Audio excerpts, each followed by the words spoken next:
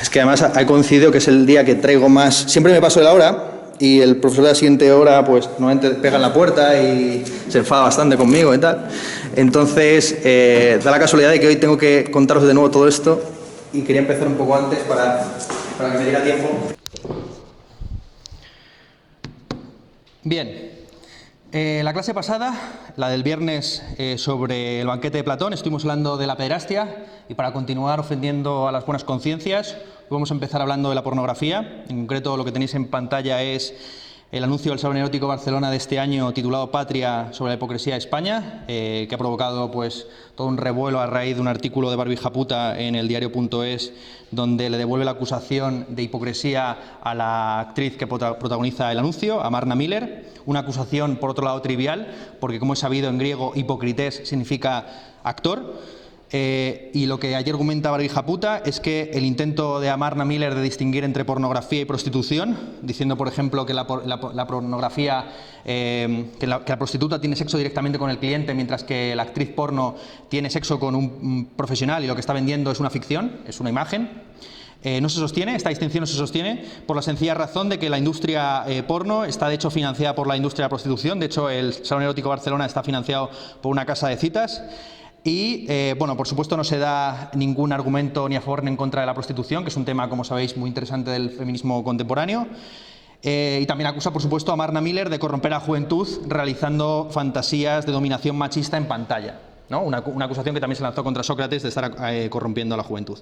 Bueno, traigo esta imagen para iniciar nuestra clase de filosofía de las artes egipcias, porque como muchos de vosotros sabréis, el origen del seudónimo Amarna viene de una ciudad egipcia llamada Tel el Amarna, que está muy cerca del yacimiento arqueológico de Ajetatón, la capital de Amenofis IV, autorrebautizado Ajenatón, esto es, en Egipto antiguo, el horizonte de Atón, en lo que muchos consideran el primer fenómeno del monoteísmo en la historia. Vale. Bueno, a lo largo de esta asignatura, sobre todo yo me he centrado en la época antigua, entendiendo que religión y arte son prácticamente la misma cosa, en el desarrollo de las religiones en la antigüedad. Así, es interesante abordar el debate acerca del origen de los dioses egipcios. El término egipcio para Dios es Natchir, que se suele transcribir como NTR, y su jeroglífico es este que tenéis en pantalla, una vara envuelta en una banda de tela atada con una cuerda, proyectándose el extremo como un faldón o banderín. Algunos... Joder. Vale. Sí, adelante. Joder. Ahora sí que parezco un verdadero profesor, claro. Antes tenía a 4 oyentes que están viniendo aquí en plan entusiastas y ahora tengo un verdadero grupo de alumnos, total. Vuelvo a repetir lo mismo. Bienvenidos. No tenéis que preocuparos. Tenéis un mes de retraso. La universidad es una institución horrenda y horrible que os mete a todos los que os habéis matriculado en septiembre en la misma clase, con unos profesores que seguramente son muy quisquillosos a la hora de pasar lista, pero no es mi caso. No habéis perdido ningún punto por no haber asistido, tampoco habéis perdido el contenido de las clases porque las he subido a YouTube, las estoy grabando ahora mismo, esto también se está grabando y será subido en cualquier momento. Hoy he empezado un poco antes porque traigo un material vastísimo que consiste en estudiar detenidamente en qué consiste la filosofía de las artes en Egipto. Este es el temario que yo he reformulado a partir de una asignatura que está planteada como una especie de imperialismo filosófico sobre los historiadores del arte. Esto es, esta asignatura está pensada en principio para que gente que en filosofía no tiene carga docente, esto es, que está ociosa, pues venga aquí y tenga alguna justificación de ser. En mi caso me tomo en serio este tema y entonces lo que planteo es esta historia universal de las filosofías, de las artes mundanas y académicas. Los vídeos están subidos a YouTube, a la página Hola, me llamo Lolillo, que también podéis buscar directamente en Google como Ernesto Castro, que es mi nombre. Y por lo demás, la nota de la asignatura se divide en 6 puntos al examen, 4 puntos a las clases prácticas. Los que seáis del grupo de 1, informaros por favor, porque esto está en vuestra matrícula. Si estáis en el grupo de 1 o en el grupo de 2, tendréis que presentar esta semana, el viernes, un trabajo sobre Aristóteles, que consiste en leer la Poética, seleccionar un pasaje de una película de no más de 3 minutos que encarne las virtudes de la tragedia según Aristóteles y venir aquí a presentarlo, ¿vale? Si hay dudas, al final de la clase lo comento, porque insisto que traigo un material hoy vastísimo, me suelo ir por encima de la hora del profesor siguiente y no quiero que esta subtrama agónica, como la ha definido algún comentarista en YouTube, se convierta en una escalada prácticamente militar. Total, estamos aquí, lo que estáis viendo en pantalla es el jeroglífico que representa el término Dios en egipcio antiguo, que es Natcher. Vale. Pues hay mucho debate acerca del significado alegórico, simbólico de este jeroglífico, ¿vale? Kurt Sege interpreta que el jeroglífico de manera literal, diciendo que el origen de los dioses en Egipto son los estandartes, las banderas, las varas o los cetros bajo los cuales se agrupa la sociedad. De hecho, en el libro del reino inferior, del inframundo, Amduat, los dioses forman parte de la clase de las varas y los cetros. Gustave Jacquier, por el contrario, en Consideraciones sobre las religiones egipcias, publicado en 1946, plantea que hay un estadio previo a lo que yo he llamado, apoyándome en el libro de Gustavo Bueno, El animal divino, las religiones numénicas, hay un estado previo llamado el fetichismo.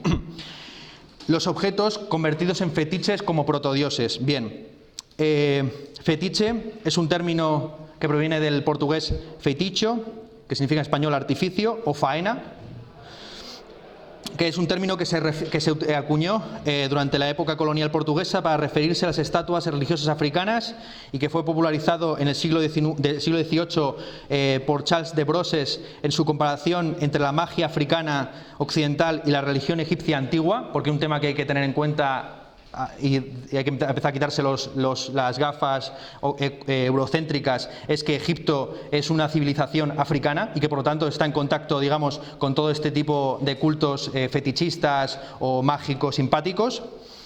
Bien, una vez popularizado por Charles de Brosses, su gran consagración filosófica tiene lugar en las lecciones de historia de la filosofía, en lecciones de la filosofía de la historia de Hegel, donde Hegel afirma que el culto a los objetos inhabilita a los africanos para el pensamiento abstracto.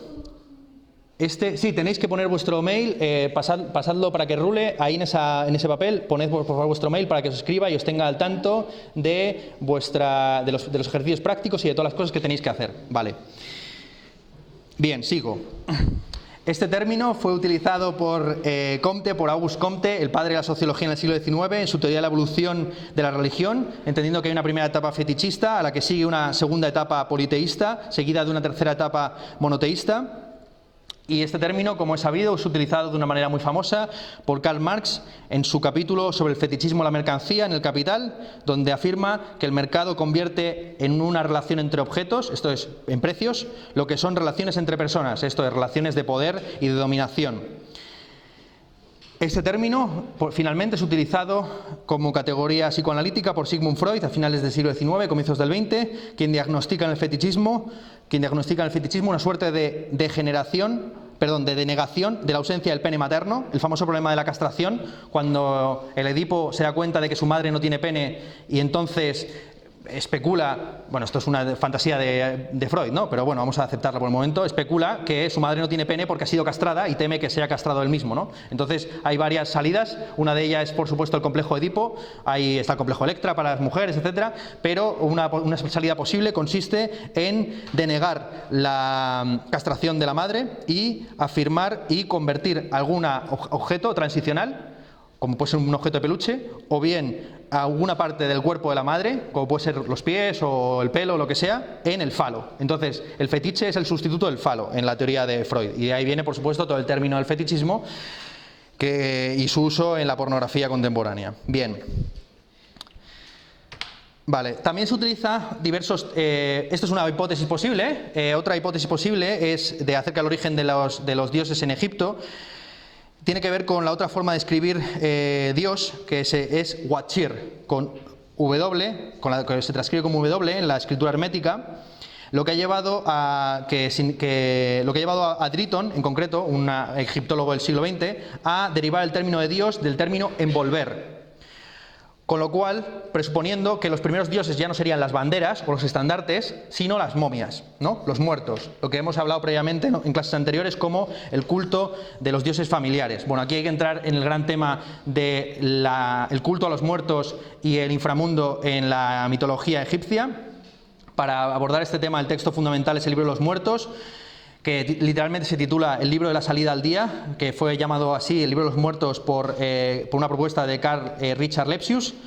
Es un libro que no se encuentra bajo formato de códex, sino que se encuentra en las cámaras funerarias junto con el llamado libro de Amduat, en el que se describe la travesía que realiza el dios Sol, Ra, en su barca durante las 12 horas nocturnas, en las que está combatiendo contra una serie de dioses y demonios. Bueno, pues este libro, que todavía está en proceso de formación durante el Reino Nuevo, se encontró en su forma final durante el periodo saíta. Esto es en la dinastía XXVI, la división del periodo egipcio antiguo en dinastías. Es una cosa que viene heredada de Manetón, que es un griego que escribe una historia de Egipto ya en la época, digamos, Ptolomea. De hecho, para justificar precisamente la conquista de Egipto por parte de Alejandro Magno y su helenización. Manetón es muy interesante porque tiene, aparte de su Ageptiaca, que es muy parecida a la que escribió Barroso para Seleuco Soter, tiene también un libro contra Heródoto, que es la fuente principal de historiografía antigua acerca de la Egipto antiguo. Total, que en la dinastía XXVI, es cuando se encuentra finalmente este libro, con todos sus conjuros o sortilegios. Estos todos los textos que empiezan por la palabra ro, que significa en egipcio antiguo boca o habla, y se pusieron ya por la egiptología del siglo XIX en una secuencia fija de capítulos. Bueno, los académicos dividen el texto en más o menos 192 fragmentos. El más conocido de todos ellos es el 125, sobre el juicio de los muertos, el ritual del pesar del corazón, en el que apareció en los reinados de Hatshepsut y Tutmosis III. Bueno, este libro de los muertos, que es el que tenéis aquí en pantalla, este es el famoso pasaje de 125 del pesado del corazón. Sería muy proceloso comentarlo todo, y como muchos de vosotros, como digamos, es muy fácil identificar a los dioses por toda la producción hollywoodiense, pues no voy a entrar en ello. El libro está compuesto, como digo, de sortilegios destinados a superar el juicio de Osiris y asistir a los muertos en su viaje al inframundo y a la otra vida. Aquí hay algo muy interesante en este libro, que es que se plantea por primera vez en toda la mitología comparada la cuestión del nacimiento y muerte de los dioses. Esto es, en la mitología egipcia los dioses dan nacimiento unos a otros. Por ejemplo, en los textos de los sarcófagos se dice que el dios Min, el dios de la fertilidad, dice lo siguiente, textualmente: yo hice surgir a los dioses de mi sudor y a los seres humanos de las lágrimas de mis ojos, lloré por el furor que había contra mí, los seres humanos pertenecen a la ceguera que está detrás de mí.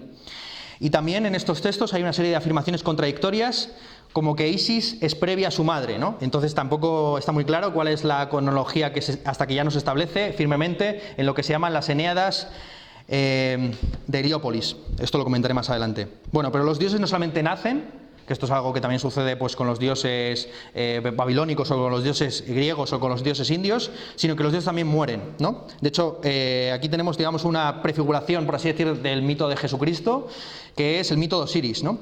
Osiris es la protomomia, en la medida en que es despedazado por Seth, el dios del desierto, su gran enemigo, y su cuerpo es esparcido para impedir la resurrección de su Ka en el más allá.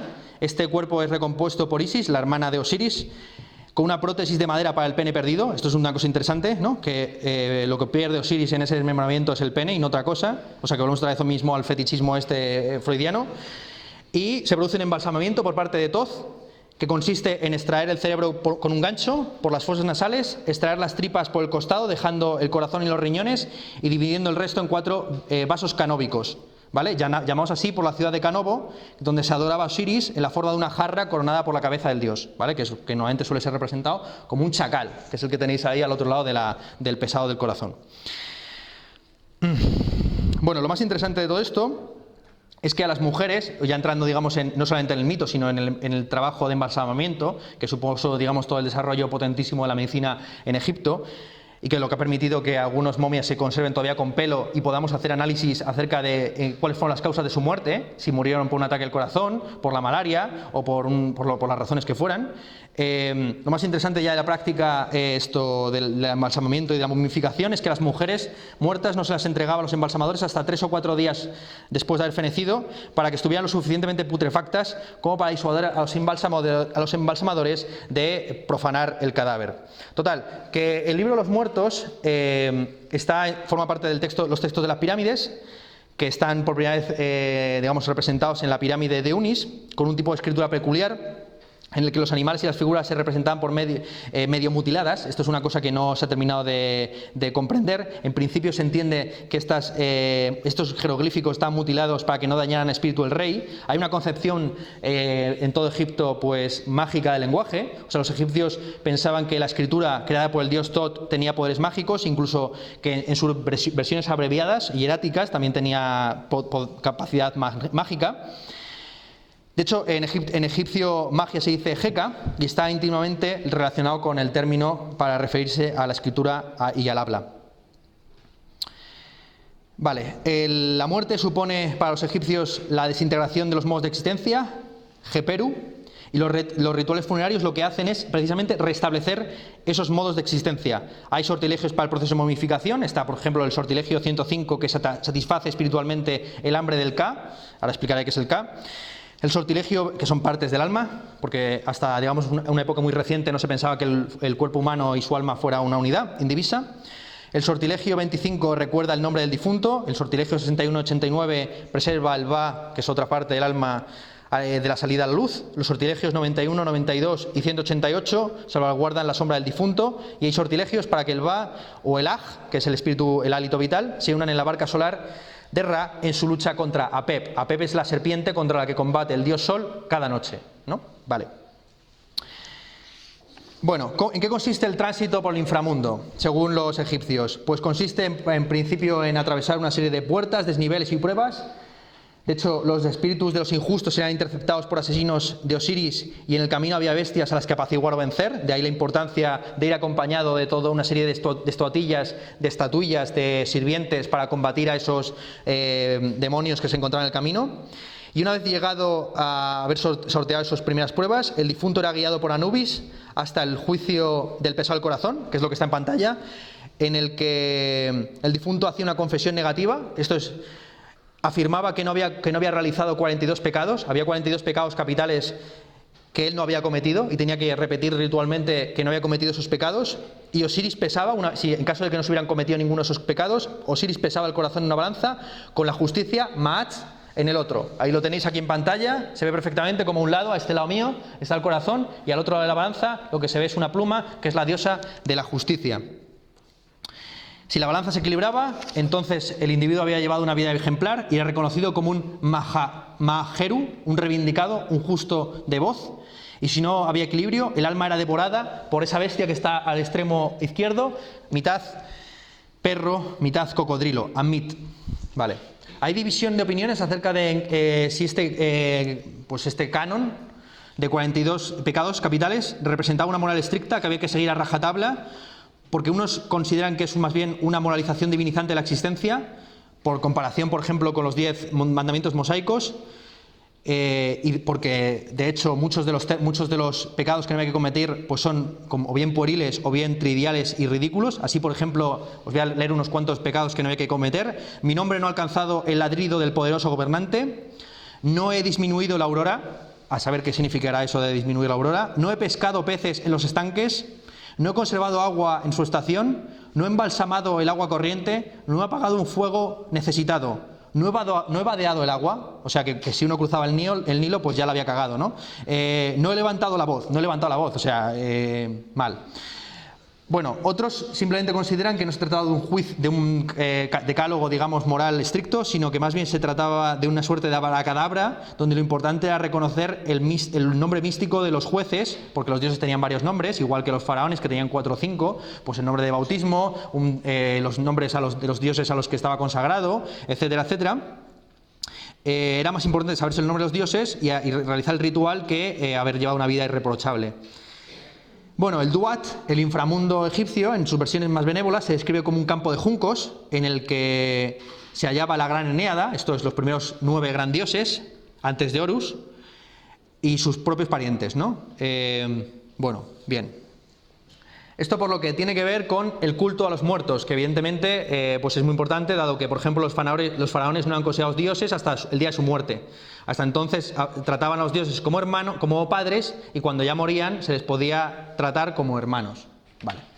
Otra hipótesis, que la hipótesis que estoy manejando aquí, partiendo del libro de Gustavo Bueno, lo vuelvo a repetir, el animal divino, es que el origen de las religiones no tiene que ver con la credulidad, ni con el alucinamiento, ni con el consumo de drogas, como dicen algunos, sino que tiene que ver con la presencia de animales reales peligrosos, ante los cuales hay que llevar una conducta de precaución. Así, en el Paleolítico, el oso es un dios para el hombre, así de sencillo. El oso tiene potestad sobre la vida de un hombre en el momento en que ese hombre no está acompañado de una tribu para poder cazar al oso. Y junto al oso también el león, el lobo y una serie de depredadores, el águila, etcétera, etcétera, que comienzan a humanizarse en el momento en que esos animales son domesticados. Esto es con el Neolítico, en el momento en que se produce el tránsito de la caza a la ganadería. Y así nos encontramos con un tránsito, digamos, de las religiones primarias, que son las religiones del Paleolítico. He dedicado varias clases a este tema, a analizar, por ejemplo, la cueva de Altamira como una cueva en la que están representados los dioses, que son precisamente los bueyes o los toros o los caballos salvajes, y de ahí se pasa a una religión básicamente en la que los hombres sacrifican a los animales, como por ejemplo en el mito del Minotauro, que es una religión en la que los animales sacrifican a los hombres. Una supervivencia extrañísima y bizarrísima de este culto a los dioses ya humanos en el que se sacrifican los animales sería, por ejemplo, la tauromaquia en España, ¿no? Donde se sigue pensando que el toro es una representación de la muerte en una lid supuestamente justa. De esto ya he hablado y comentado y criticado en varias ocasiones. Vale, pues sobre esta tesis numénica pues vamos a abordar ahora la cuestión de la religión en Egipto. Porque en el Calcolítico, esto es más o menos hacia el milenio IV, se han encontrado enterramientos de gacelas y chacales, y menos frecuentemente de ganado ovino y bovino, con ajuares en varias ciudades egipcias, en Maadi, en Heliópolis, en Badari y en Nagada. De hecho, una de las primeras representaciones de un campo de batalla, que es esta que tenéis aquí en pantalla, del año 3300 a.C., del periodo predinástico Nagada III, es una imagen muy significativa porque en ella se ven cómo los victoriosos, es un campo de batalla en el que hay una serie de muertos, los victoriosos tienen forma de animales o de estandarte con forma de animales. Así se ve cómo los cuerpos de los hombres están siendo devorados por leones, ibis y demás. Y me parece especialmente interesante en la parte superior cómo se observa que hay dos personas que han sido esclavizadas y que están siendo llevadas atadas por dos estandartes. Los que están, no sé si se ve bien, las dos figuras de arriba están siendo acompañadas por dos estandartes. Uno de ellos tiene la figura del ave ibis, que se convertirá posteriormente en el dios Tot, y otra tiene el halcón, que luego se convertirá en Horus. Bueno, hay en la pirámide de Unas, que es la pirámide que ya hemos dicho que de la quinta dinastía, se han encontrado unos primeros textos egipcios, además con una escritura bastante arcaica, conocido como el himno caníbal, en el que se afirma que los faraones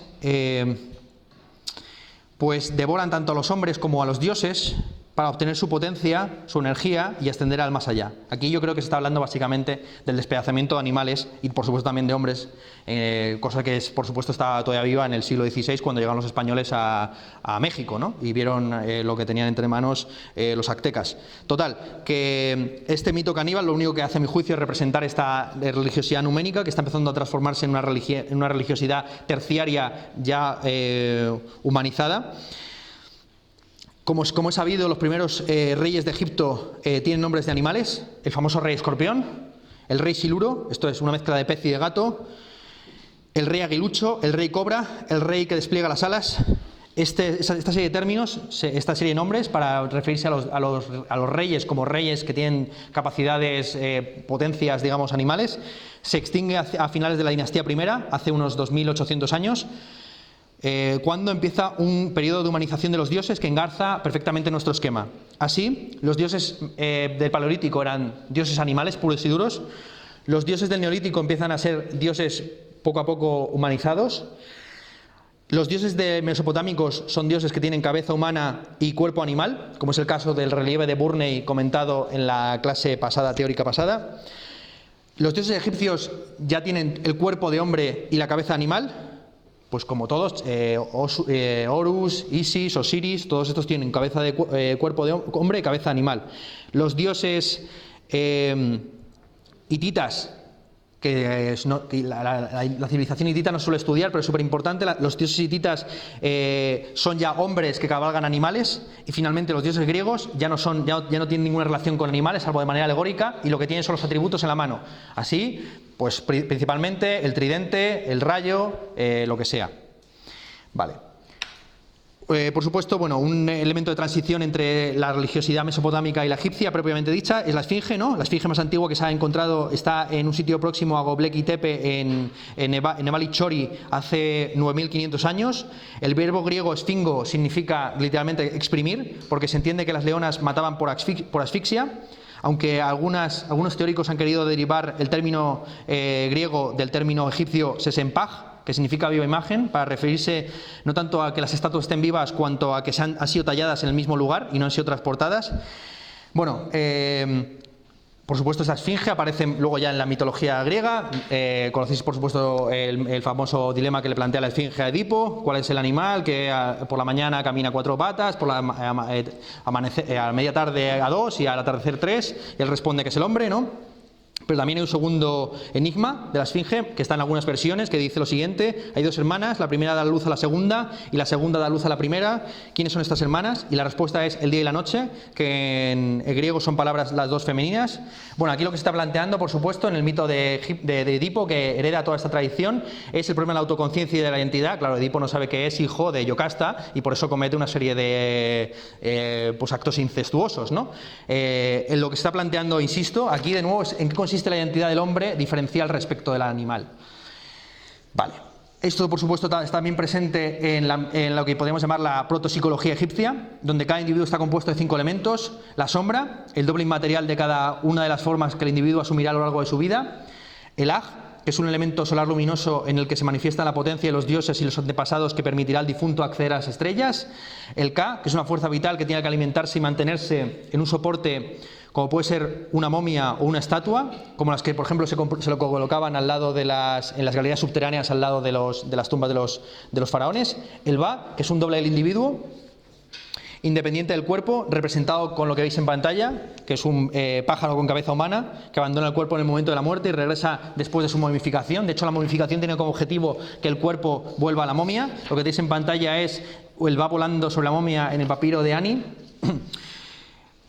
Y por supuesto, esto no es todo, sino que también está el nombre, lo importante del nombre. El bautizo, según los egipcios, es la segunda creación del individuo, que marca su destino y obliga a su existencia.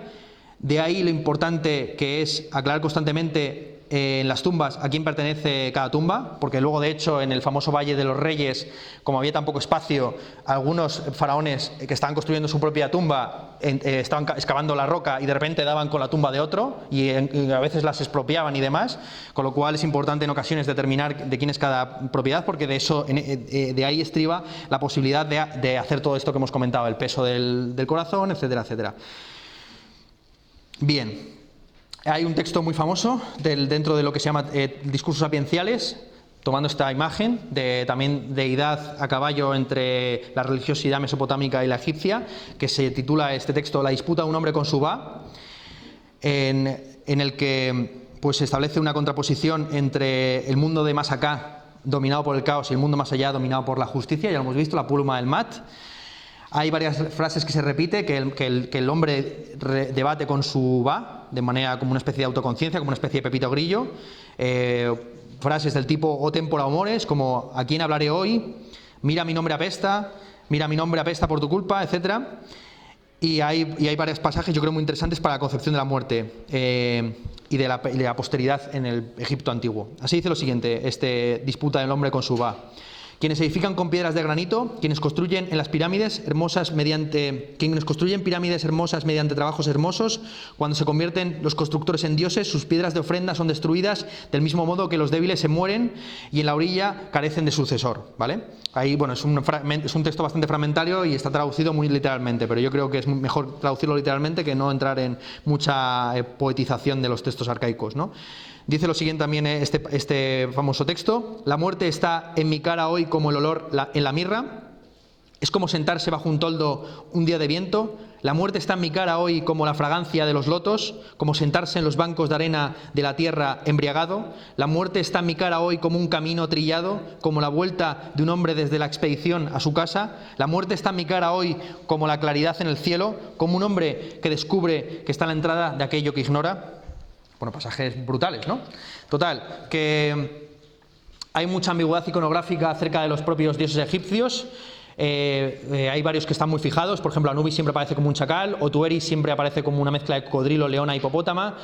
Pero los demás dioses son alabados precisamente por su multiplicidad tanto de nombres como de rostros. Así, por ejemplo, Tot aparece como un ibis, como un babuino, como la luna. El dios sincrótico por excelencia del nuevo reino, Amón, que ya veremos más tarde con detalle, puede aparecer tanto como un ganso como un carnero, y sus emblemas, que son sus emblemas primitivos, pero también puede aparecer por su sincretismo como el disco solar de Ra, o con la forma itifálica de Min, la diosa de la fertilidad. Y la diosa sincrética por excelencia del periodo helénico, Isis, puede aparecer, que no es la Isis del otro. Lo digo porque hemos hablado largo y tendido de Isis, que es un tema importantísimo en esta asignatura. Puede aparecer bien como una madre amamantando a sus crías, bien como una serpiente, bien como un escorpión o un ave. Bueno, esta, digamos, gigantomaquia de los dioses ha llevado desde la antigüedad a muchos a burlarse del infantilismo de los egipcios. Así, Luciano, en su Asamblea de los Dioses, un texto del siglo II después de Cristo, se burla a través del personaje Momo, que significa censura en griego, del zoomorfismo de los dioses egipcios. Y dice lo siguiente: pero tú, cara de perro, egipcio vestido de lino, ¿quién eres, buen hombre? ¿O cómo pretendes ser un dios con tus ladridos? ¿O con qué pretensión es adorado ese toro moteado de Memphis que da oráculo y tiene profetas? Porque me da vergüenza hablar de los ibis, monos, machos cabríos y otras criaturas mucho más ridículas que se nos han metido no sé cómo en el cielo procedentes de Egipto. ¿Cómo podéis aguantar, dioses, el ver que se rinde culto tanto más a estos que a vosotros? ¿O tu Zeus, cómo lo llevas cuando te ponen cuernos de carnero?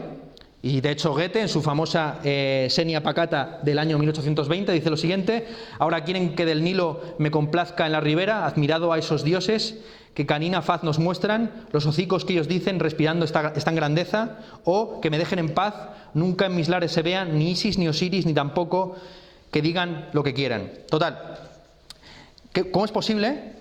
Vamos a plantearlo crudamente. ¿Cómo es posible que los egipcios, que estaban tan avanzados en arquitectura, en medicina, en matemáticas, fueran tan pueriles, ¿no?, en su religión y adoraran este tipo de becerros de oro, ¿no?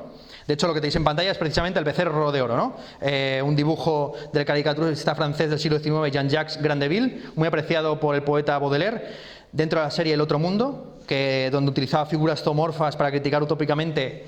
Utopos, como sabemos, es lo que carece, o atopos, es lo que carece el lugar. Utopos es lo que no se puede acceder a él, ¿no? La utopía precisamente forma la contrafigura del mundo realmente existente para criticarlo.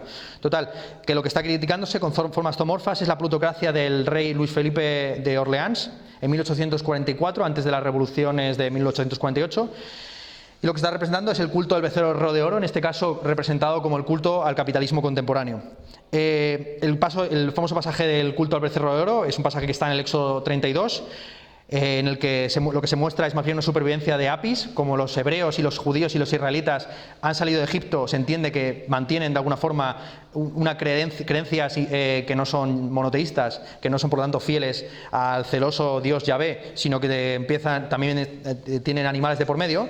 Pues bueno, lo que se cuenta aquí es lo siguiente: Moisés deja solos a los judíos 40 días mientras sube al monte Sinaí, donde se encuentra Yahvé en la zarza ardiente, diciéndole: yo soy el que soy. Y cuando vuelve descubre que Aarón ha fundido todo el oro que llevaban encima para construir un becerro de oro que los judíos están adorando en una especie como de bacanal. Moisés se cabrea tremendamente, no se puede dejar a los niños solos, y tira las tablas de los 10 mandamientos de la ley, decide fundir el becerro de oro y hacerles a los judíos beber el oro. manda a los hijos de Leví a matar a 3.000 personas de su campamento en sacrificio por haber cometido esta injuria contra Yahvé. Total, ¿cómo es posible que los egipcios estén adorando al becerro de oro, ¿no? Aquí hay muchas hipótesis acerca de si bajo el politeísmo de los egipcios pues había de fondo pues otra serie de religiones de carácter monoteísta o lo que se conoce también como enoteísmo. Gen significa en griego uno, enoteísmo significa, es un término acuñado por Friedrich Schelling, el filósofo idealista alemán, en su filosofía de la mitología, para referirse a aquellas religiones en las cuales hay muchos dioses, pero todos son la misma imagen son la imagen de uno solo. Vale, pues vamos a ver un poco esta idea, estos debates que se desarrollan a lo largo de toda la egiptología moderna. Así, en el siglo XIX tenemos a Lepage Renouf, y en el siglo XX a Driotón, defendiendo la tesis del monoteísmo, según la cual, pues junto con este politeísmo para las masas, que están siempre ávidas de adorar a santos y a figuritas, ¿no? Y eso sucede incluso en las religiones más monoteístas, incluso en el Islam, que es que su carácter distintivo es precisamente la afirmación del Mawhid, ¿no? De que es la unidad indivisa de Alá, pues también tiene una pluralidad de santitos y de mártires y tal, que son alabados en cada lugar. Pues bueno, lo que desarrollaron estos egiptólogos en el siglo XIX y XX es que, junto con este politeísmo para las masas, habría un monoteísmo para los iniciados, que estaría sobre todo representado en la literatura sapiencial, donde se utiliza el término Dios en singular.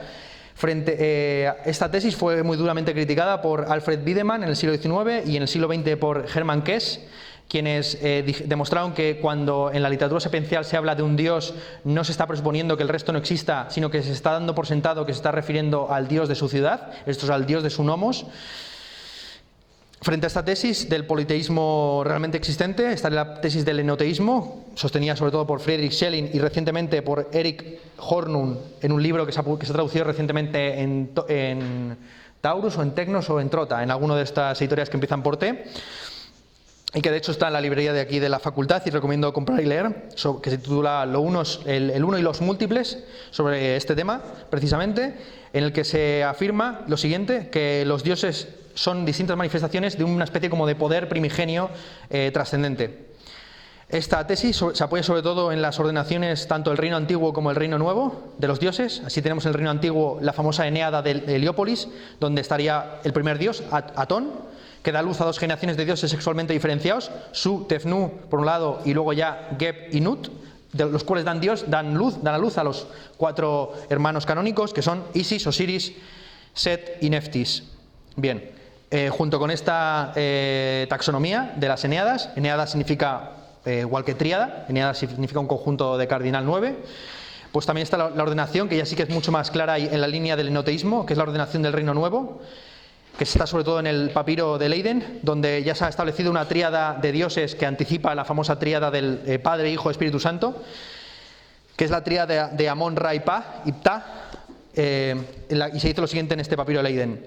3 son todos los dioses, Amón, Ra y Ptah. Oculto está en su nombre cuando se presenta como Amón, como Ra él es percibido y su cuerpo es Ptah, ¿no? O sea que así se podría decir que Amón es el Espíritu Santo, Ra es Jesucristo, o Jesucristo está y Ra es el Padre.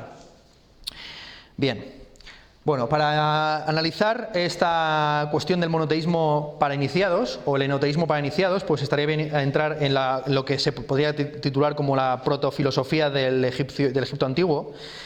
Porque bueno, la filosofía tal y como se explica en el bachillerato, supongo que muchos de vosotros habéis estudiado algo, lo que sea, lo que se os han enseñado, pues se suele presuponer que empieza en Grecia, ¿no? Sin más, con Tales de Mileto, como he sabido, pues copiaba bastantes cosas de Mesopotamia y también de Egipto, ¿no? Pero hay una literatura que es muy interesante, a mi juicio, por lo menos en su carácter. La gran diferencia de la filosofía egipcia, desde luego, respecto de, por ejemplo, la filosofía china o la filosofía Sí, la griega respecto a la china y la egipcia es que la griega tiene una tendencia física muy importante, o sea, se preocupa por cuestiones físicas que al resto no le interesan, ¿no?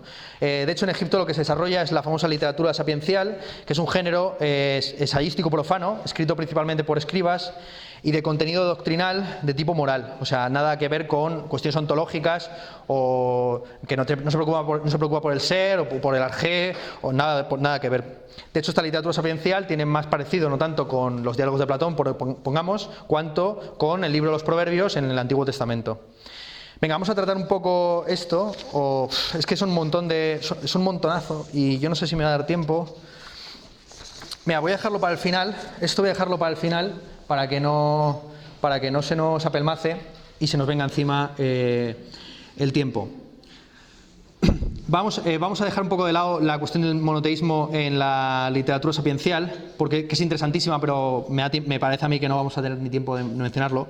Vamos a abordar lo que verdaderamente me parece interesante para una persona que está estudiando Historia del Arte, porque una cosa que la tesis de esta clase es muy sencilla. Aquí no vale simplemente con reconocer imágenes. Es decir, os supongo que os vais a matricular en esta asignatura porque tenéis alguna apreciación estética hacia el arte entendido de su manera canónica, como lo que está en los museos. Bien, la mayor parte de vuestros profesores, sobre todo los profesores de las asignaturas gordas de Historia del Arte, pues os enseñarán criterios formales para saber reconocer la Catedral de Burgos, la de Palencia, la de León, etcétera, etcétera. Pero con eso, aparte que no se consigue trabajo porque la media de paro de licenciados en Historia del Arte está en torno al más del 50% pasados 3 años de haberse licenciado, no se encuentra tampoco ningún tipo de saber. Aquí lo importante no es encontrar trabajo, porque entiendo que no os matriculáis aquí para haceros millonarios, sino que os matriculáis por vocación y porque queréis aprender. Entonces, aunque os parezca todo esto muy esotérico y completamente bizarro y propio de alguien que simplemente está en un estado de enajenación, en realidad esto es absolutamente crucial, porque si entiendo que os interesa la historia del arte, también como no solamente porque sean muy bonitas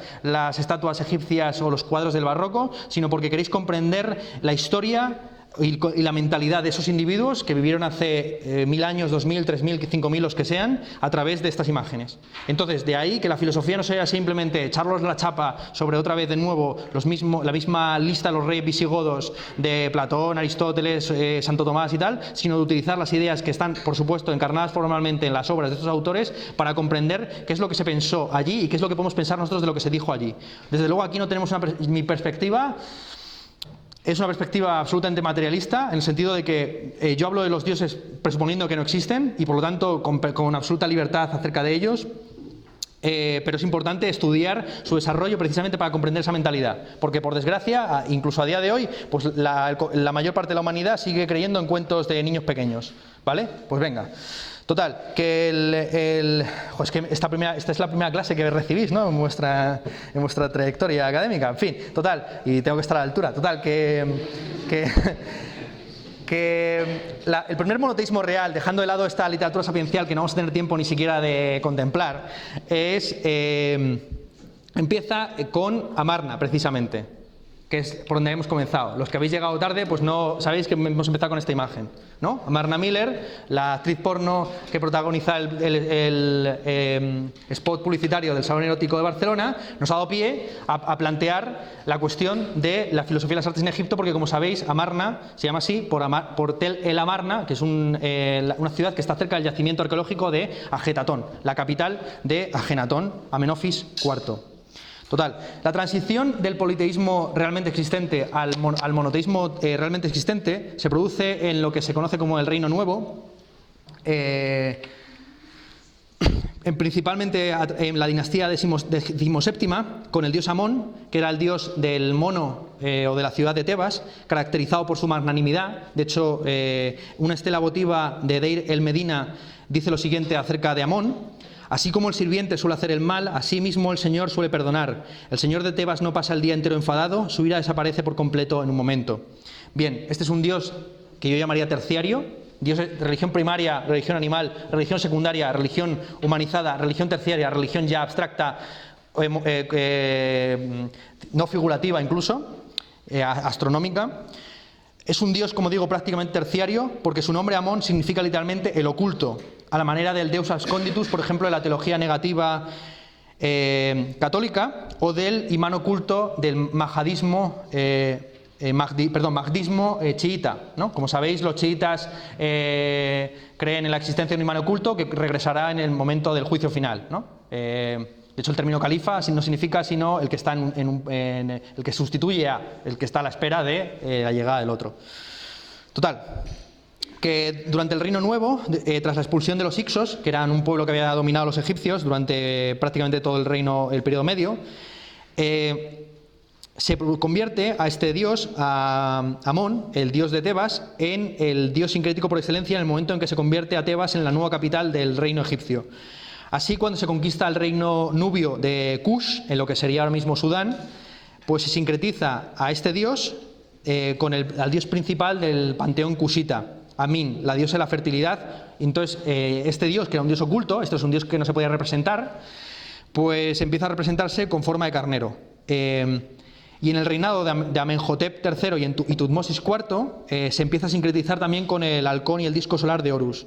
Y empieza a desplazar al que era considerado hasta entonces el dios principal del panteón egipcio, que es el dios Atón, el dios padre, que pasa a formar parte de una tríada junto con Su y Tefnu. El sacerdote de Tebas empieza a acumular un gran poder durante el tercer periodo intermedio entre el 1080 y el 943 a.C. Muchos sumos sacerdotes de Tebas del dios Amón fueron convertidos en faraones y se calcula que poseían un 90% de todas las naves de Egipto y 2/3 de las tierras tributables de Egipto. Bueno, la gran rebelión contra este sacerdocio se produce durante el reinado de Amenofis IV, también llamado Amenhotep IV, que en el año cuarto de su reinado manda al sumo sacerdote de Amón al desierto, literalmente, con el pretexto de una expedición a las canteras, y aprovecha la ocasión para, en primer lugar, levantar un nuevo templo a Atón en Karnak. Atón se convierte, por lo tanto, en el nuevo dios sincrético que sintetiza a Ra, a Rahti y a Su. Expulsa a Osiris y a Socaris del panteón, o sea, los dioses del inframundo ya no son dioses, porque la oscuridad y la muerte no son realidades sustantivas, sino que son meramente realidades privativas, ausencias de luz y de vida, que es lo que representa al dios Atón. Amenofis IV se rebautiza Ajenatón, que significa soberano del horizonte o horizonte de Atón, y traslada la capital de Tebas a una ciudad de nueva planta que llama Ajetatón, de nuevo jugando con el nombre de Atón, que está cerca de Tel el Amarna ahora mismo actualmente, ¿no? De hecho, se empieza a escribir el nombre de Atón dentro de unos estuches en jeroglífico, que eran unos estuches. En la escritura jeroglífica, en ocasiones encontramos varios jeroglíficos dentro como de unos paréntesis. Pues esos paréntesis eran simplemente utilizados para señalar que allí había un nombre propio de un faraón. Pues bien, esto no se hacía con los dioses. Se empieza a hacer con los dioses a partir de este periodo, en concreto para equiparar precisamente a los faraones y a los dioses. Dios es un faraón y el faraón es un dios. Se sustituyen en todas las inscripciones el nombre de Amón por el nombre de Atón. De hecho, es un criterio actual muy rápido para saber si una inscripción es previa o no al periodo Amarna, es comprobar si aparece el nombre de Amón o no.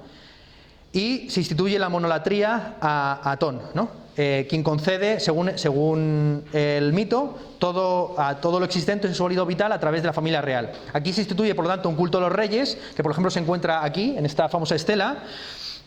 Esto es un relieve de la familia real en la tumba de Juya, que es un alto funcionario de la necrópolis de Amarna, donde se percibe claramente la transición de la representación del más allá, ¿no? Habíamos visto previamente como en la representación del más allá, antes teníamos pues la báscula, a Osiris, el tribunal de los muertos, los textos del Amduat, y ahora lo que tenemos en la tumba de un miembro, de un alto funcionario, es una escena íntima de la familia real en prácticamente igualdad de condiciones. De hecho, hay todo un Amarna Miller se puso el nombre porque a ella le gustaba mucho el arte Amarna, que rompe, por supuesto, con todo lo que es el hieratismo previo y posterior en las inscripciones egipcias. Hay una revolución del canon que lleva a cuerpos humanos con formas realistas, posiciones naturales y figuras redondeadas en situaciones íntimas como esta, en la que lo que vemos es a Ajenatón con Nefertiti, los dos representados de una manera muy similar, lo cual nos llevará, ahora lo veremos, a la cuestión del feminismo en el Egipto antiguo. También ha planteado muchas hipótesis acerca de por qué Amenofis IV o Ajenatón, el que está más para acá, tiene esa barriga como cervecera. Algunos creen que es porque tenía la enfermedad conocida como el síndrome de Marfan, que también se ha encontrado en Tutankamón, que yo lo pronuncio como se tiene que pronunciar, ¿no? O sea, Khaled, ¿no? Khaled es de Purgan, su nombre en árabe es Khalid, y del mismo modo Tutankamón es Tutankamón, total. Esto es interesante porque aquí lo que se está representando es como elemento de transición hacia el inframundo, no es tanto ya el juicio, cuanto pues cómo el dios solar emite sus rayos y el hálito vital hacia el reino de los vivos y de los mortales a través de la familia real, ¿no? Y los rayos de hecho aparecen como pequeños bracitos que agarran a los reyes, que están ahí, como veis, sentados con sus hijas. Una representación que no se suele encontrar porque normalmente los reyes se encuentran más bien combatiendo a sus enemigos o en escenas de caza. Esto es mostrando su representación y su virilidad patriarcal. Bueno, ya había un culto a los reyes previo a los faraones, previo a la revolución de Amarna. De hecho, en el Reino Medio, a Amenemes III se le califica como Ra, gracias a cuyos rayos se ve. Y en el Reino Nuevo, Amenofis III es calificado como el Ra de los países extranjeros o el Ra de los soberanos. De hecho, pero en la mayor parte de estos casos, a los faraones no se les llama dioses hasta que han muerto. De hecho, por ejemplo, Amenemes I exhorta a su sucesor Sesotris I lo siguiente: vine en calidad de Horus cuando hube madurado. Dice lo siguiente en un texto, en una admonición que él lanza. Esto forma parte también supuestamente de los textos sapienciales, un texto que le manda un faraón a otro, en el que le dice que tenga cuidado de las complots de palacio. Y una de las cosas que le señala es que él se convierte en Horus precisamente en el momento de la muerte. ¿Por qué entonces se considera que esta estrategia, que muchos consideran como una estrategia, un golpe de Estado, en el cual lo que está haciendo aquí Ajenatón, es mantener un pulso con el sacerdocio de Amón, instituyéndose a sí mismo como mediador a través del cual el hálito vital llega a sus súbditos? ¿Por qué se considera que esto es una forma de monoteísmo? Bueno, esto es una hipótesis que se planteó por primera vez en un libro de Sigmund Freud titulado Moisés el monoteísmo, donde interpretó que el Éxodo era un documento histórico que contaba veladamente la expulsión de un sacerdote Atón tras la muerte de Ajenatón y el restablecimiento del monoteísmo en Egipto, ¿vale?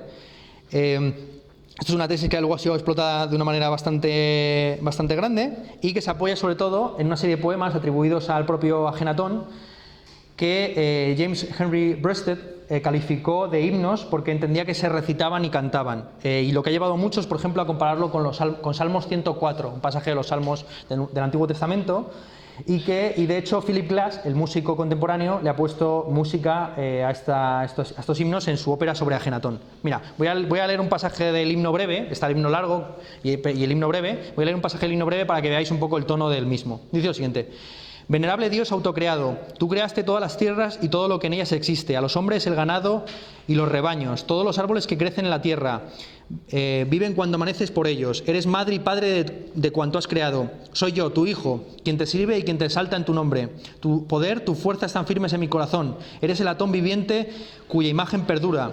Has creado el cielo lejano para brillar en él, para observar todas tus creaciones. Eres el único y en ti hay 1.000.000 de vidas. Das el aliento de vida en las narices de los vivos, para hacerlas vivir. Gracias a la vista de tus rayos existen todas las flores y todo lo que vive y brota del suelo crece cuando tú brillas. Claro, aquí lo interesante no es tanto lo que se dice cuanto lo que se calla.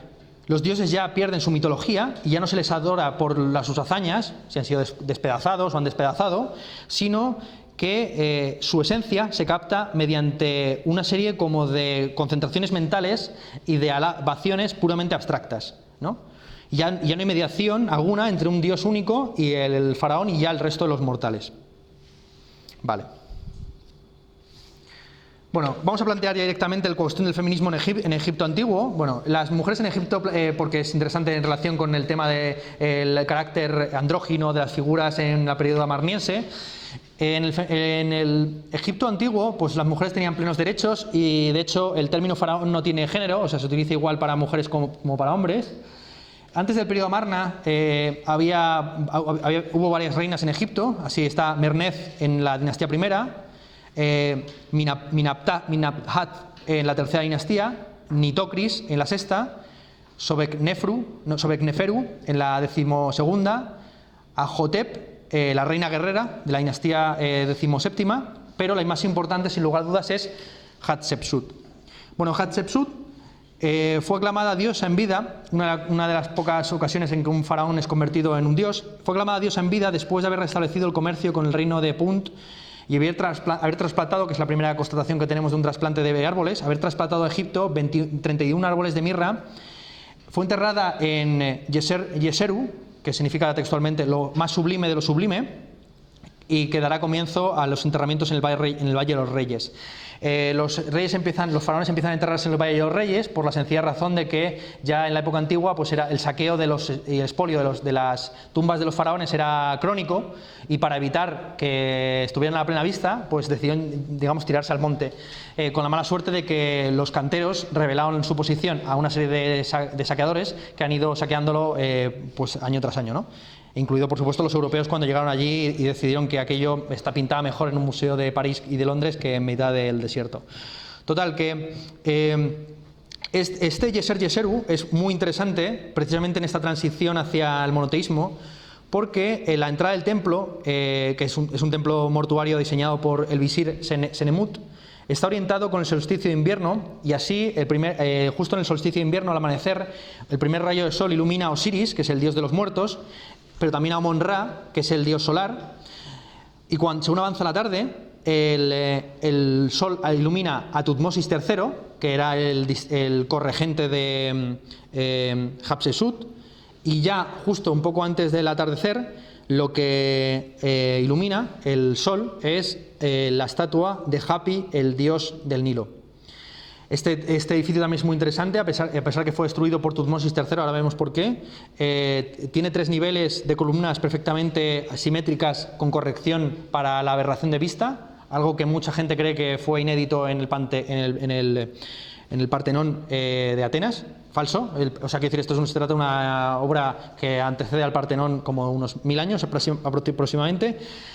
Bueno, lo malo es que no ha quedado mucho de él, porque al final del reinado de Tutmosis III, el corregente y hijastro de Hatshepsut, se le hizo una damnatio memoria a Hatshepsut. Esto es lo mismo que hizo Ajenatón al dios Amón, esto es borrar su nombre en todas las inscripciones. Eso mismo hizo Tutmosis III con su madrastra, con Hatshepsut. Y y se derribó todos sus obeliscos, destruyó todos sus templos, etc. Hay muchas dudas acerca de por qué se hizo esto, ¿no? Muchos dicen que fue por resentimiento, otros que por machismo, pero claro, no se explica por qué lo hizo tan tarde, porque lo hizo al final de su reinado, en lugar de nada más haber muerto esa vieja mal encarada, ¿no? Que podría haber sido Hatshepsut, que está, por ejemplo, aquí, que esto es lo que a lo mejor le daba por culo al bueno de Tutmosis, que era que les fuera como un perrillo faldero detrás de Hatshepsut. Lo que está en pantalla es una estela de la capilla roja de Karnak, que hacía las veces de barcaza para el más allá de Hatshepsut, donde la que se ve en primera escena con todos los atuendos de faraón es Hatshepsut III, seguido pues como una especie de perrillo faldero, de sirviente, por Tutmosis III. Pues bueno, no sabe por qué lo hizo, ¿no? Pero el caso es que lo destruyó todo, y así cuando se descifró por primera vez pues la escritura jeroglífica, el que lo hizo, que fue una persona que fue uno que acompañó a Napoleón en su famosa expedición a Egipto, Champollion, tiene textos en los que se sorprende de encontrar que hay un montón de inscripciones reales en las que los adjetivos están en femenino. Entonces dice, bueno, es que porque claro, lo más curioso de todo esto es que Hatshepsut es prácticamente una de las reinas más prósperas, de reinas y reyes, una de las reinas y reyes más prósperas de toda la historia de Egipto. Quiero decir, es a lo mejor más famoso Ramsés II por sus conquistas militares, pero la que realmente tuvo un reinado prosperísimo, restableciendo contactos comerciales y haciendo que floreciera de nuevo el imperio egipcio como no había sucedido antes desde la época de las pirámides, es Hatshepsut, ¿no? Entonces, así sucede que en la mayor parte de los museos a lo largo de toda Europa y Estados Unidos están repletos de estatuas con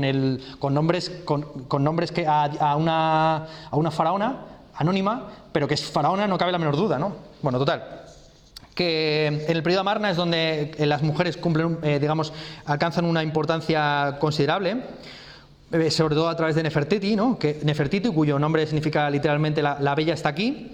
Algunos especulan si era la hermana mujer de Ajenatón. Ajenatón, como ya hemos visto, está representado de forma andrógina, ¿no? Con grandes muslos, torso delgado, estómago caído, labios carnosos, una nariz y un cuello largos, ¿no?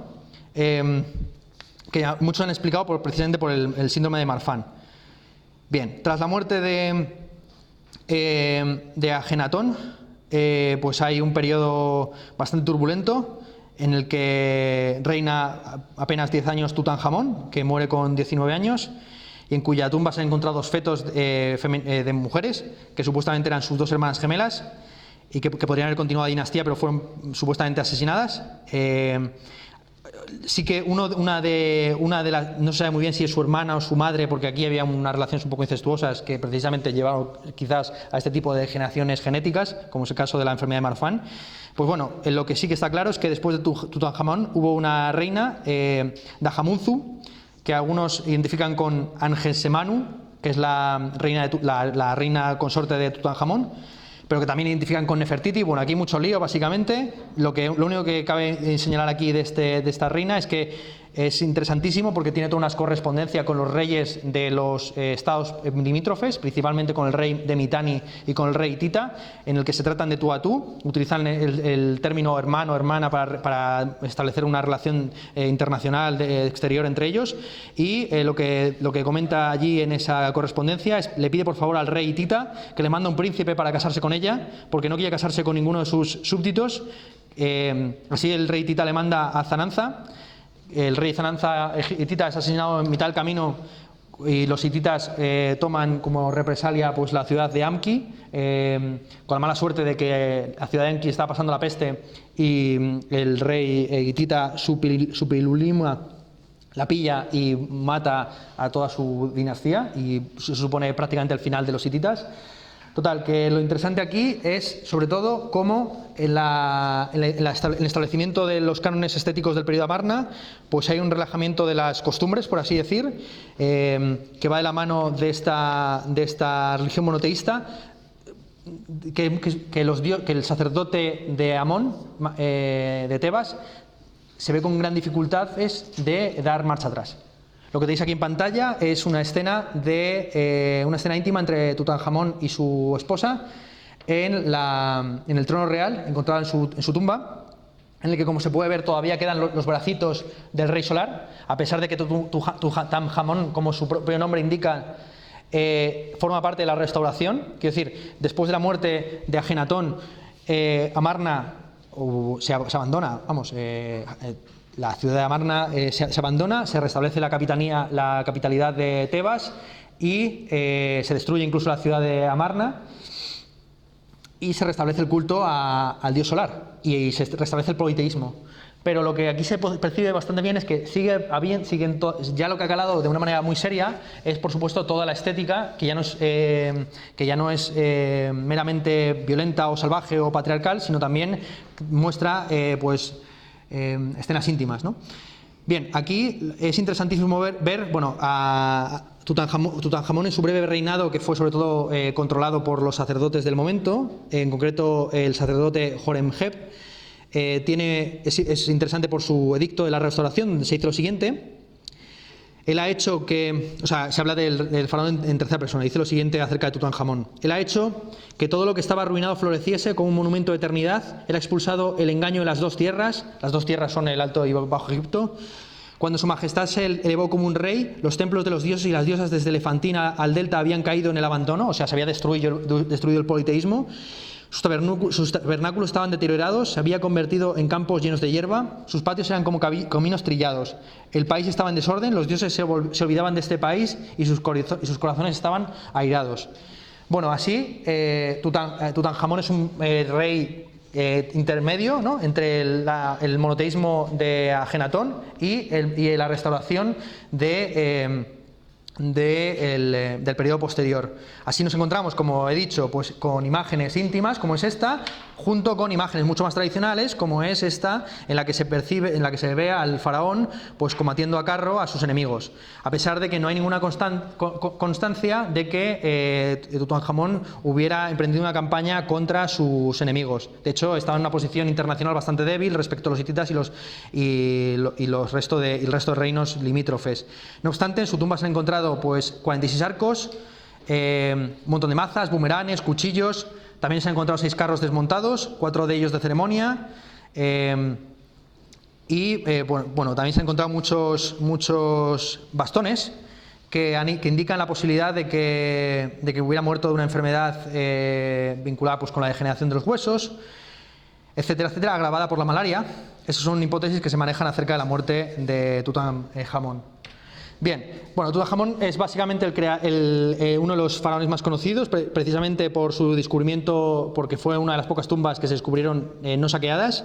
El descubrimiento lo llevó a cabo Howard Carter en el año 1922. Lo que tenéis en pantalla es el sello de la tumba de Tutankamón, tal y como se encontró Howard Carter en el año 22, bueno, en el año 23, porque tardó varios años en avanzar a lo largo de la tumba.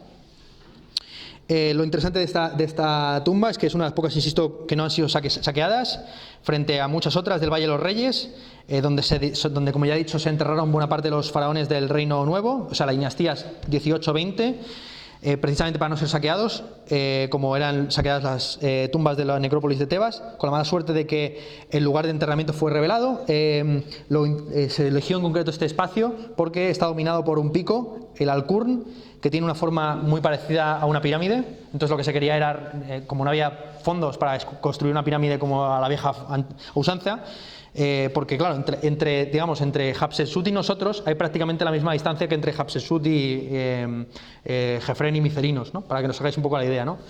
Total que, como no había presupuesto para eso, pues lo que se hizo fueron tumbas enterradas en la montaña. Bueno, este descubrimiento pues dio mucho impulso a toda una serie de ideologías vinculadas con los faraones, como es el caso del faraonismo, que es una ideología promovida por el ideólogo Taha Hussein, autor de un libro demoledor acerca de la poesía árabe preislámica, donde sostiene que esta poesía es un invento posterior de los propios musulmanes y que constituye la base del nacionalismo egipcio. Este nacionalismo egipcio, durante los años 20 y 30, lo que quería era reivindicar a Egipto como algo distinto de los reinos árabes y del conjunto de los reinos musulmanes. Y no fue hasta más tarde, pues sobre todo por influencia de intelectuales sirios, palestinos y libaneses, que se establecieron primero la ideología panarabista, de la que fue, por supuesto, Adalid, Nasser, que de hecho se fusionó el reino de Egipto con el reino de Siria, en un reinado que apenas duró un par de años, en el periodo de mayor enemistad precisamente entre Egipto e Israel. Total, que el descubrimiento de esta tumba, de la tumba de Tutankamón en el año 22, pues supuso todo un gran impulso a las ideologías faraonistas, como es el caso, por ejemplo, de todas las ideologías acerca de la maldición de los faraones. Bueno, desde el siglo XVIII había ya historias de arqueólogos que habían visto fantasmas y que habían muerto a poco después de haber adquirido momias, ¿no? Así ya en el siglo XIX pues encontramos a novelistas como Jane Loudon o Louisa May Alcott, que publican novelas de ciencia ficción sobre momias que se levantan y demás. Esto se lleva prácticamente al paroxismo con el descubrimiento de Tutankamón, por el hecho de que a los pocos meses del descubrimiento de la tumba el que financió la expedición, Lord Carnarvon, murió de una infección por una picadura de mosquito que se afeitó y no terminó de curarse.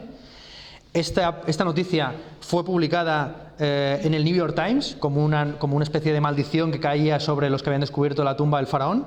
También se divulgó el rumor de que el día del descubrimiento de la tumba se había encontrado una cobra en la casa de Carter, que había devorado al canario de Carter, o sea, la cobra, ¿no? El emblema de los faraones.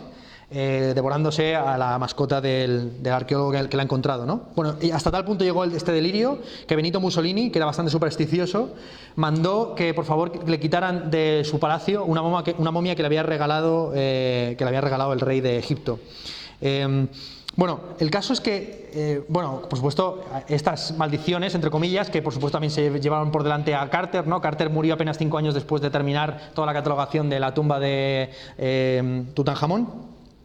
Bueno, estas maldiciones se pueden explicar por medios naturales, pues por ejemplo, pues toda la existencia de partículas de suspensión en el aire debido a toda la descomposición de la comida, porque hay que tener en cuenta que en la tumba de Tutankamón se encontraron panes, pasteles de trigo y cebada, espalda de buey, costillas de cordero, condimentadas con especias y miel, 30 grandes jarras de vino y dátiles, higos, uvas, almendras, o sea, todo un banquete que se ha ido, que estaba ya doradito, por así decir, cuando abrió la tumba Carter, con lo cual, hombre, evidentemente te pasas 10 años ahí abajo y lo raro es que no mueras antes.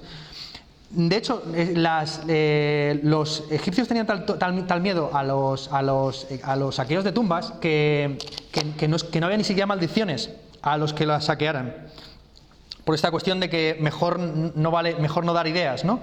Pero sí que hay casos excepcionales, como por ejemplo la mastaba de Gentica y Gegi en la dinastía sexta, en la que se dirigen maldiciones no tanto a los saqueadores cuanto a los sacerdotes en caso de que descuiden su labor de protección y mantenimiento de la tumba. Bien. Bueno, el caso es que los saqueos de las tumbas eran algo habitual desde la antigüedad, como ya he dicho.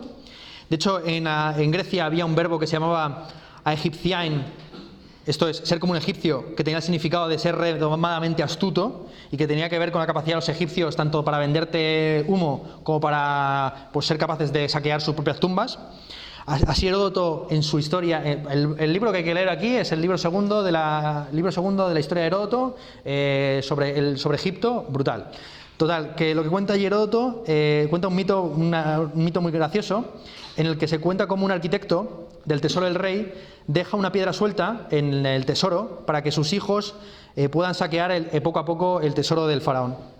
A esto que el faraón descubre que poco a poco va perdiendo dinero y decide poner un cepo en el que cae uno de los dos hijos, y estando uno de ellos apresado y el otro libre, decide el apresado de sacrificarse por mor de la causa y le pide a su hermano que por favor le decapite. Total, el hermano decapita al otro hermano, se lleva su cabeza, con lo cual el faraón se encuentra al día siguiente el cuerpo del delito, pero no sabe quién es. Con lo cual decide, para ofender a su familia, colgar el cuerpo sin cabeza en una pica delante del palacio. Bien, el segundo hermano se las ingenia para sustraer ese cuerpo, lo que hace es pasar allí como el que no quiere con una serie de jarras de vino invitando a beber a los guardianes y mientras es que es graciosísimo, cuando ya están borrachos, pues se sustrae el cuerpo y no solamente eso, sino que les pintan la cara una serie de figuras, les pintan unas pollas y tal en la cara y demás, en plan a la os jodéis, tal, os la lío. Bueno, esto llega hasta tal punto que el propio rey decide prostituir a su hija según algunos, para obtener fondos, para hacer una campaña más seria de espionaje, y otra porque se suponía que los hombres en el prostíbulo pues contaban sus historias íntimas, ¿no? Entonces, para ver si pasaba por ahí por el prostíbulo alguien que contara alguna historia sobre un hermano decapitado, etcétera, etcétera. Total, que enterándose de esto, el hermano perverso decide ir al prostíbulo y en la sauna, donde apenas hay visión, ir con un brazo del cuerpo de su hermano. Entonces cuenta la historia, sí, bueno, están contando historias allí de quién es más osado, ¿no? Y él dice, no, yo he hecho toda esta movida. Entonces la hija del faraón prostituida decide abalanzarse sobre el cuerpo del ladrón, no dándose cuenta que lo que está apresando de nuevo es un cadáver, es el cadáver decapitado, y el otro sale corriendo de najas, ¿no? Bueno, se considera tan de hazaña la capacidad de este hombre para engañar al faraón, que finalmente el faraón le termina convirtiendo en visir, ¿no? Bueno, este es el fin de la historia, ¿no? Total, que la capacidad de los egipcios para ingeniárselas, incluso a día de hoy, pues es brutal y es mítica, ¿no? Y Egipto ya era en la época antigua un lugar importantísimo turístico, ¿no? De hecho, la mayor parte de los términos que tenemos para referirnos a las reliquias pues son egipcios. Por ejemplo, el turismo fue hasta tal punto que en las tumbas que estaban a plena vista en el Valle de los Reyes, pues encontramos grafitis de unos 2100 grafitis griegos y romanos, que algunos se remontan hasta el siglo IV antes de Cristo, ¿no? O sea, que son ya vandalismo histórico, ¿no? O sea, que la próxima vez que os digan, no, es que el grafiti no es arte, le decís, perdona, en Egipto se preserva y se muestra como arte en la tumba de los faraones, pues lo que hizo uno que fue allí a poner un corazoncito o un nombre, tal, cosas así. Total, que el turismo ya en el antiguo Egipto era bastante bestia. Por ejemplo, el término que tenemos para referirnos a las pirámides viene del griego piramis, que significa pastel de trigo. Supuestamente es un pastel de trigo con forma triangular que tomaban los peregrinos de camino de Jerusalén.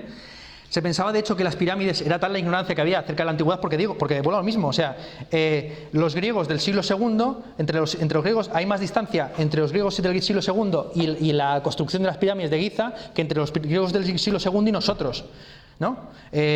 Total, que para ellos eso estaba prácticamente en la prehistoria, ¿no? Entonces, lo que dice allí, claro, los llamaron a las pirámides piramis porque entendían que eran silos de trigo donde José acumuló el trigo durante el diluvio universal, ¿no?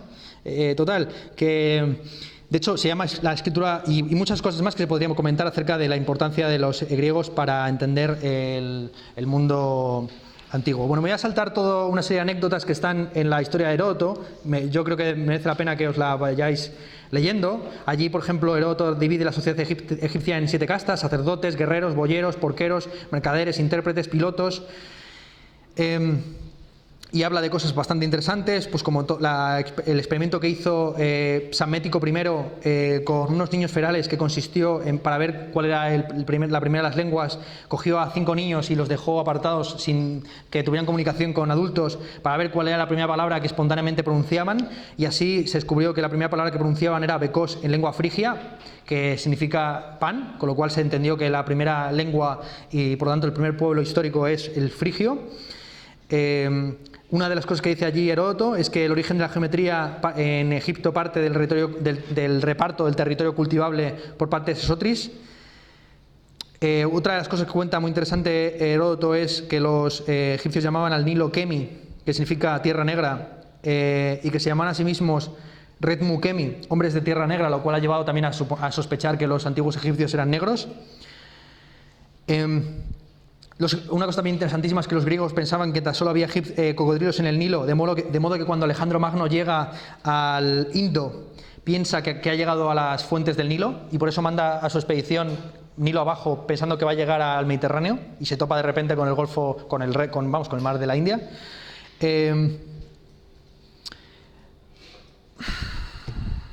No sé, hay un montón de cosas que están aquí interesantísimas, pero que creo que voy a saltarme sin más. Lo más interesante para hablar precisamente de eso, o sea, lo que quiero decir es que llamamos a las pirámides por algo tan arbitrario como que había un bollito con forma triangular llamado piramis, ¿no? O sea, que se la podría haber perfectamente llamado Toblerone, perfectamente, ¿no? Esta es un poco la idea de fondo. Total, que sobre Keops dice una cosa muy interesante Heródoto. Cuenta, por ejemplo, todos los mitos muy negativos que había acerca de Keops, Kefren y Micerinos, o que en realidad pronunciados correctamente serían Geops, Kefren y Micerinos. Lo que dice aquí sobre Geops es pues una serie de mitos legendarios que tenían el motivo de justificar el saqueo de las tumbas. O sea, ya los egipcios del siglo VI a.C. estaban saqueando las pirámides y justificaban su práctica diciendo que los que habían construido las pirámides pues eran unos tiranos de tomo y lomo. Así se cuenta como, claro, porque muchos no se explicaban cómo era posible que se hubiera construido todos esos pedazos de edificios, ¿no? De hecho, todavía seguimos con la polémica acerca de qué tipo de tecnología utilizaron, si se construyeron, bueno, ya sabéis, ¿no? La hipótesis de los alienígenas, la hipótesis de la gran rampa, la hipótesis de la rampa alrededor, la hipótesis de la rampa alrededor por dentro. Bueno, hay muchas hipótesis que aquí no voy a exponer porque espero que os la cuenten, y si no, exigidlo en la clase de Historia del Arte Antiguo. Lo que aquí quiero contar simplemente es cómo, pues bueno, se cuenta que Jeops sumió a la nación en una ruina de excentricidades funerarias, ¿no? Heródoto cuenta que Jeops llegó a prostituir a su propia hija para costearse la pirámide, y que durante los 106 años que duraron los reinados de Jeops y Jefren, no hubo ningún santuario, todos los santuarios se cerraron y todos los súbditos tuvieron que trabajar en la construcción de las pirámides como esclavos. También aquí hay mucho debate sobre si las pirámides se construían con esclavos o con hombres libres. Vale, Micerinos, por contra, el que construye la pirámide más pequeña de las tres, es representado como el más justo y elevado de los reyes, que abrió de nuevo los santuarios, aunque Heródoto recoge la historia de una supuesta violación de Micerinos a su hija, que algunos interpretan como una censura sacerdotal de los matrimonios incestuosos tan comunes antes de la época ptolomaica. Bueno, finalmente le llega un oráculo a Micerinos de la ciudad de Puto, según la cual tan solo vivirá 6 años más.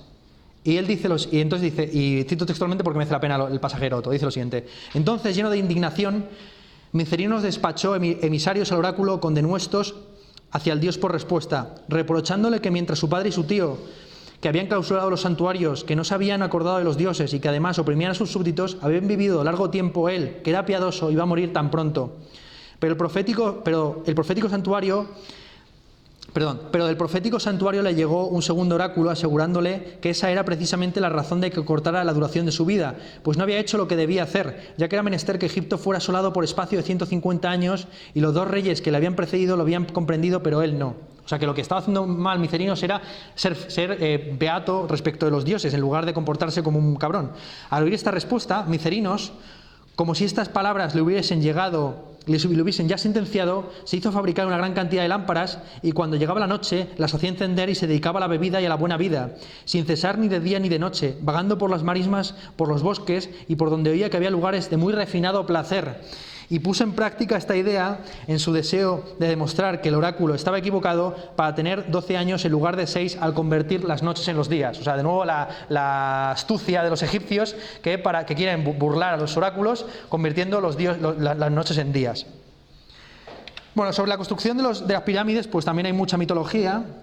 Aquí tenéis pues un conjunto de imágenes acerca del Imhotep, el que viene en son de paz, que bajo el faraón Djoser de la tercera dinastía construyó la pirámide de Djoser y la de Semshet en Saqqara, ¿no? Que es el primer arquitecto del que tenemos el nombre y una de las primeras personas no reales que están también en grabados e inscripciones. Bueno, lo interesante de este arquitecto es que se le considera aparte de ser adorado como dios local en Memphis, se le considera el creador de la medicina egipcia y es el patrón de los escribas, y el canon de Turín le califica de hijo de Ptah, ¿no? El dios de la vida. Su nombre, como ya he dicho, pues aparece en una inscripción, por primera vez en una inscripción, siendo una persona que no es de la realeza, y fue también deificado ya posteriormente como regulador de las crecidas del Nilo y asegurador de las fertilidades de las mujeres durante el renacimiento de la dinastía 26ª. Bueno, lo interesante de este personaje real, histórico, Imhotep, es que, como digo, fue elevado a los altares, y así los griegos lo compararon con Asclepio, a quien Sócrates, como he sabido, le debe un gallo, que es el dios de la medicina griego. Y lo encontramos ya en el periodo ptolomaico, pues incorporado a los templos de Deir el-Bahari, de Edfu, de Dendera y de Philae. Vale.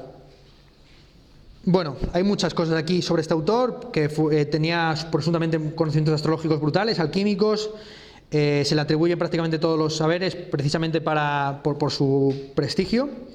Pero en realidad lo único que estamos seguros es que tenía conocimiento de arquitectura y de albañilería, y que su papel en la construcción de la pirámide inacabada de Semshet pues era crucial, ¿no? Ahora bien, la pregunta aquí, que es la primera pirámide que se construye como tal, ¿no? Aquí la pregunta es ¿por qué Imhotep cubrió la primera mastaba? O sea, las primeras tumbas de los reyes eran simplemente edificios con un techo, sin más, ¿no? No tenían forma triangular, no creaban ni eran escalonadas ni nada por el estilo, ¿no? Lo que tenéis abajo es la famosa pirámide escalonada de Djoser. Y lo que tenéis arriba, ahí, la imagen es la de la momia, ¿no? La película en la que aparece el personaje este. Total, ¿por qué motivo Imhotep cubrió una primera mastaba, la primera mastaba que se construyó como tumba Djoser, con lo que luego será una pirámide escalonada? Pues bueno, hay varias hipótesis. Una de ellas es que era para ascender a los cielos, ¿no? Donde aguardaba la existencia solar y estelar. Otra, lo cual se podía producir pues mediante caminos ascendientes de arena, como una suerte de torbellinos. Entonces lo que representaba la pirámide era precisamente eso, ¿no? Como una suerte de torbellino que ascendía al cielo, que alegorizaba el humo de los incensiarios, una suerte, vamos a decirlo así brevemente, de escalera al cielo. Bueno, y así sucesivamente. Junto con Imhotep, el otro mortal que fue también adorado y convertido en dios es Amhotep, hijo de Hapu, que supervisó la construcción del templo de Amenhotep III al oeste de Tebas, y del que tan solo nos quedan aquellos colosos enormes, Memón, aunque también se le atribuye una serie de templos, y esta escultura de un escriba también es suya. Bueno, quisiera terminar más o menos por aquí y recuperar el hilo de la literatura sapiencial, porque no quiero dejarlo de lado. Aprovechando, tengo la imagen aquí en pantalla de las artesanías para hablar de todos aquellos que no son personas de la realeza, ¿no? Hay un famoso poema de Bertolt Brecht titulado Preguntas de un obrero que lee, que se dice lo siguiente: ¿quién construyó Tebas, la de las 7 puertas? En los libros aparecen los nombres de los reyes. ¿Portearon los reyes los bloques de piedra? ¿Y Babilonia, tantas veces destruida, quién la volvió a construir otras tantas veces? ¿En qué casas de la dorada Lima vivían los constructores? ¿A dónde fueron los albañiles la noche en que terminó la gran muralla? La gran Roma está llena de arcos de triunfo. ¿Quién los erigió? ¿Sobre quiénes triunfaron los césares? ¿Es que la tan cantada Bizancio solo tenía palacios para sus habitantes? Hasta la legendaria Atlántida, la noche en la que el mar se la tragó, los hundidos llamaban gritando a sus esclavos. El joven Alejandro conquistó la India, él solo. César derrotó a los galos, no llevaba ni siquiera un cocinero. Felipe de España lloró cuando hundieron su flota. ¿No lloró nadie más? Federico II venció la guerra a los 7 años. ¿Quién venció además de él? Cada página una victoria. ¿Quién cocinó el banquete de la victoria? Cada 10 años un gran hombre. ¿Quién corrió con los gastos? Tantas historias, tantas preguntas, ¿no? ¿Qué pasó con los hombres humildes, no? ¿Qué pasa con los nombres de la gente que no pertenece a la realeza, los de abajo, por utilizar un término también muy habitual últimamente? Pues aquí los tenemos, ¿no? Estos son los artesanos. Y también los tenemos, por supuesto, en toda la bibliografía de la literatura sapiencial, que son consejos que sobre todo transmite un padre a un hijo. Tenemos, por ejemplo, la historia del campesino elocuente, que es una novela de un campesino que reclama la devolución de una caravana robada y que censura la inversión de los roles sociales y la pasividad del gobernante ante los males que se producen en su reino, en la línea un poco del Michael Kohlhaas o el libro de Job, y reclama la justicia divina ante un crimen menor, con insultos ferocísimos, ¿no?, contra el faraón, ¿no? Este campesino le dice: eres como una ciudad sin alcalde, como unas tropas sin líder, como un barco sin capitán, como una compañía sin un jefe. Eres un alguacil que roba, un alcalde corrupto, un persecutor del crimen de distrito, que es el modelo del mal hacer, ¿no? Y vuelves una y otra vez, le dan palizas, él regresa, dice...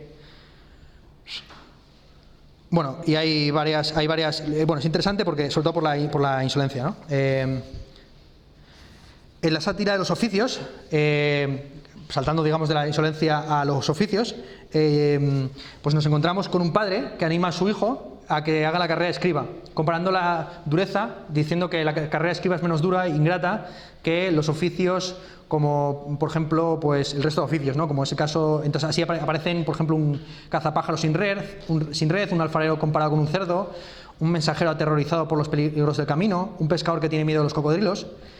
Y bueno, se afirma que todos los demás trabajos son malísimos, ¿no? En estos textos de las sátiras de los oficios, pues se complementan muy bien con el papiro de Lansing, que es una especie como de manual para escribas, donde se recomienda a los escribas que por favor estudien, que tengan en cuenta pues como os recomiendo yo a vosotros, ¿no?, que estudiéis, sobre todo para no acabar en la trena o trabajando en un supermercado. Dice lo siguiente, que de todas formas se puede terminar ahí, pero por lo menos no de manera voluntaria y consciente, ¿no? Dice lo siguiente en este manual, ¿no?, papiro de Lansing: sé un escriba, Tu cuerpo estará liso, tus manos estarán suaves, no chasquearás como una llama, como alguien cuyo cuerpo es flojo, pues en ti no hay un solo hueso de hombre, eres alto y delgado, si tuvieras que levantar un fardo para cargar con él, tambalearías, tus piernas se estremecerían, te falta la fuerza, todos tus miembros son débiles, tienes un cuerpo muy pobre. También, pues así todo el rato se insulta a los estudiantes y se dice, el maestro le dice al discípulo, te trata así, ay coleguita, qué engreído eres, no escuchas cuando se te habla, tu corazón es más denso que un gran obelisco, 100 cúbitos de alto y 10 cúbitos de ancho. Bueno, se hace un elogio de los yo creo que podemos ir más o menos terminando por aquí. Hay un elogio brutal en todos estos escritos que a mí me parece interesantísimo del carpe diem y del vivir a día. Por ejemplo, en la miscelánea de un estudiante encontramos afirmaciones muy sorprendentes acerca del escepticismo de que haya una existencia transmundana.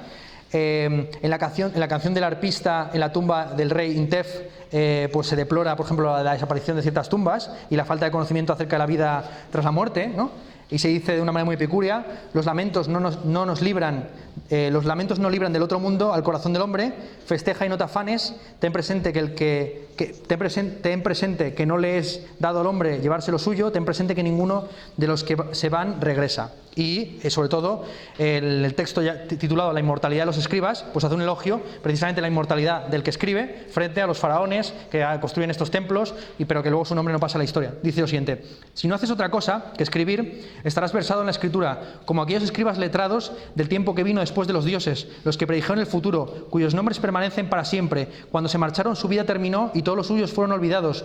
No se hicieron tumbas de cobre con estelas de metal celeste, no supieron dejar una prole, hijos que pronunciaran sus nombres.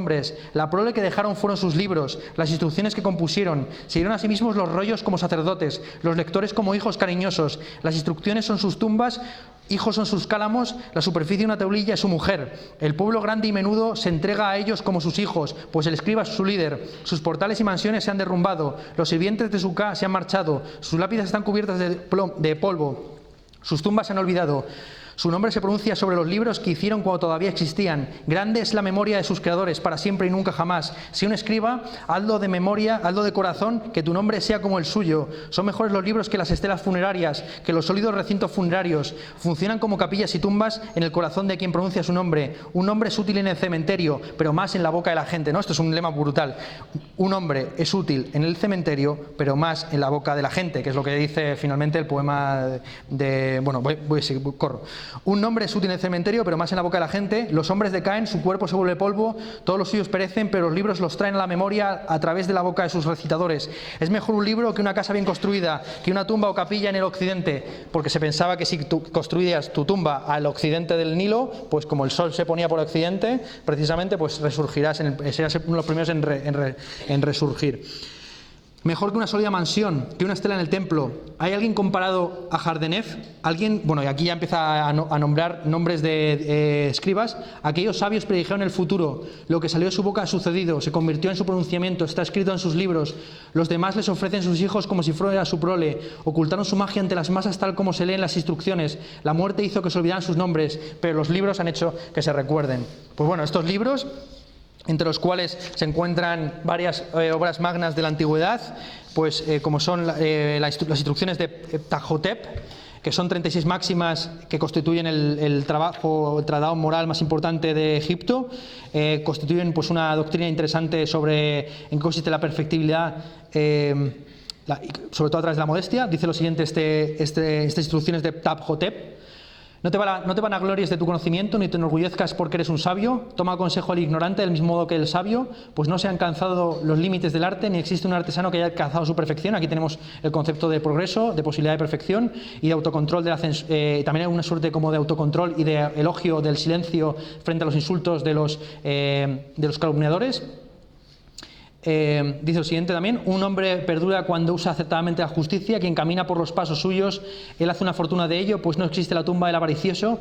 Si eres alguien excelente, debes fundar tu casa y amar a tu mujer dentro de la norma, llena su cuerpo y viste su espalda. Bueno, hay como veis aquí, pues también unos elogios de una forma tradicional patriarcal de comprender la familia. Elogio de la escucha piadosa, ¿no?, como forma de transmisión del conocimiento entre generaciones. Dice así: debes callar, es más útil que la charla, debes hablar después de haber conocido, que puedes aportar soluciones. ¿Es el experto quien debe hablar en consejo? ¿Es difícil hablar más que cualquiera de los trabajos? Bueno, estas instrucciones son complementadas en instrucciones sucesivas que culminan principalmente, bueno, con las por ejemplo, tenemos aquí las instrucciones de Amenepome, que ya recuerdan bastante a lo que sería el libro de los Proverbios, en el que se recomienda a las personas a poner la otra mejilla ante la injuria. Así dice, por ejemplo, no empieces una trifulca con un hombre de lengua recalentada, ni le pinches con palabras, detente ante el enemigo, inclínate ante el atacante, consúltalo antes con la almohada antes de hablar. Dios prefiere a quien honra a los pobres antes que a los ricos. Bueno, muchos lemas aquí que voy dejando. Simplemente me parece que es importante. Esto está todo en internet, por cierto. Si uno busca en Google, que deberíais hacerlo, instrucciones Antiguo Egipto, pues aparecerán todos estos textos y muchos más, maravillosamente transcritos por gente experta en el tema. Da la casualidad que en España hay unas escuelas de egiptología muy potentes. Y con esto, por hoy, lo dejamos todo. Venga, muchas gracias.